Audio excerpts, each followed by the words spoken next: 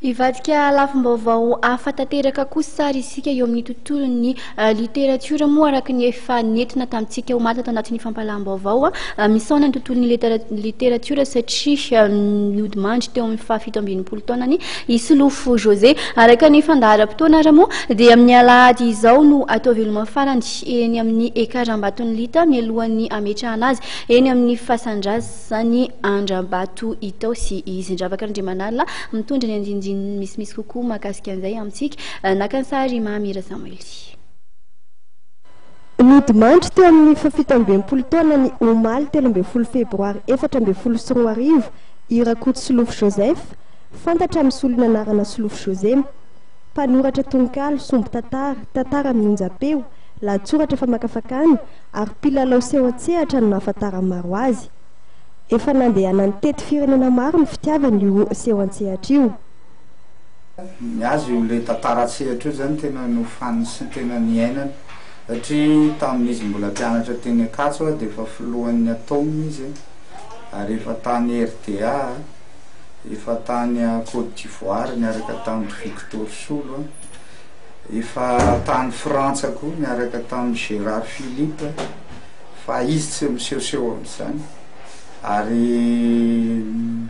efa tany Suisse ihany koa tamin'izany sehatra zany,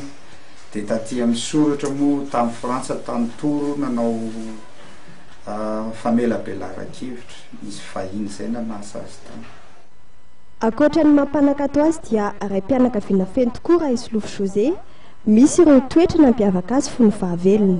Mampiavaka azy aloha zany dia izy dia olona manaja fotoana, tena tsy akafizy mihitsy zany olona mandisy fotoana zany. Tadidiko taloha hoe mijery sary mihetsika raha vao tary mama dia tonga dia efa miditra zay ny salle de cinéma. Izy zany tena tsy kely mihitsy le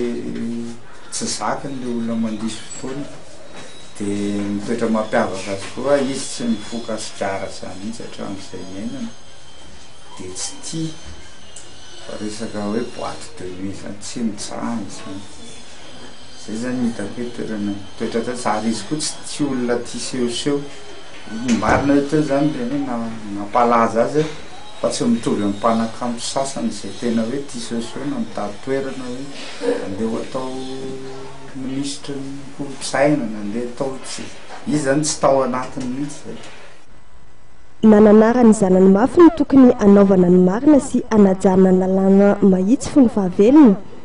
Tsahivina moa fa misa 4 mianadahy, roa lahy roa vavy ny zanaka nateraka Solofo José ary samy manana ny anitra ho azy satria i mialy dia mpikirakira filatroana ny Lyon, i Saro kosa dia matianina amin'ny i Ranto dia matianina amin'ny fandrahoana sakafo ary i Tsiry dia mpanao gazety namana ao amin'ny gazety Rahavavy.